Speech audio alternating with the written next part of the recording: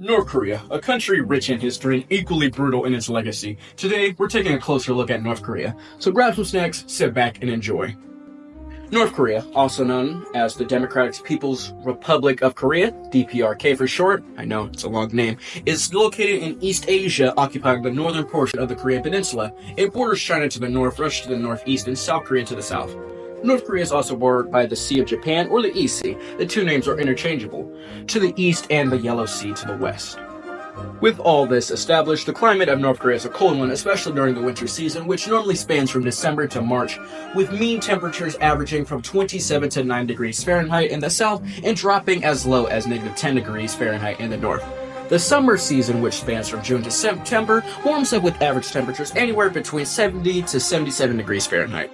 North Korean culture has been shaped by various religious traditions over the years. Historically, Confucian values based on the teachings of Chinese philosopher Confucius were central to Korean life. Over time, religions such as Buddhism, Kiondoism, spelled Kondoism in North Korea specifically, shamanism, and Christianity also gained traction throughout the region. However, these religious practices began to fade away in the 1940s and early 1950s as the North Korean government began imposing restrictions on religious beliefs, viewing them as a threat to the power of the Kim family. These restrictions have since expanded in the years following the first set of restrictions, and in a report conducted by the UN back in 2022, has concluded that rights like freedom of speech and freedom of thought, conscience, and religion are still restricted even more so than they once were, which is baffling, considering how the North Korean Constitution technically allows for religious freedom. With this being said, it has been concluded that North Korea is officially an atheist state, with 64% of North Koreans not dabbling in any religion, according to a pie chart conducted in 2005. It don't matter, divorce court, child support, Lou Dort. Bigger than five.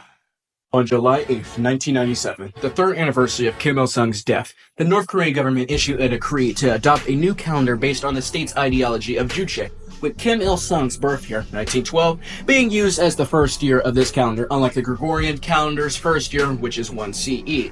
As of October 2024, this calendar is no longer in use, instead opting for the usual Gregorian calendar. North Korean cuisine differs from their neighbors down in the south due to their more simplistic palates, relying much less on flavor, unlike South Korea's tendency to add spice and loads of flavor in their food. Popular North Korean staples include Pyongyang Mandukguk, 평양 만둣국, which is a soup made with cold buckwheat noodles. Mandu and typically beef, anchovies, or other seafoods or meats are served with it. Gaegyeongyak guksu, 강량국수, also known as soy sauce noodles, or as the name suggests, made with soy sauce. The soy sauce noodles are typically made with soy sauce, sesame oil, sugar, and sometimes garlic, and usually topped with vegetables like cucumbers, green onions, or kimchi, and served in a cold broth. These foods are known to be enjoyed by the wealthier classes of people in North Korea, like people who live in actual houses or apartments, unlike the common North Korean, who are currently in poverty, living in wooden shacks with no air conditioning, running water, or electricity. Despite North Korea having very few allies, notable ones include China and Russia, and is a relatively useless country in terms of trading, they have done trade before and continue to do so with countries like China and Russia, as previously mentioned, Poland in terms of trading cars, and the US, surprisingly, though not so much anymore, which is not surprising. So here's a list of those. North Korea's flag features a wide red stripe bordered by blue stripes at the top and bottom, which a white line separating the red and blue. A white circle containing a red five-pointed star, which most likely symbolizes the communist views of North Korea as a whole, is located on the red stripe near the hoist on the left side of the flag. North Korea has some pretty odd holidays compared to the rest of the world, like Missile Industry Day, which is dedicated to celebrating the Hwasong-15 ICBM launch that took place on November 29, 2017, or Kim Jong-il's graduation from Kim Il-sung's university and the start of work in the party's organization, which is celebrated on June 19th.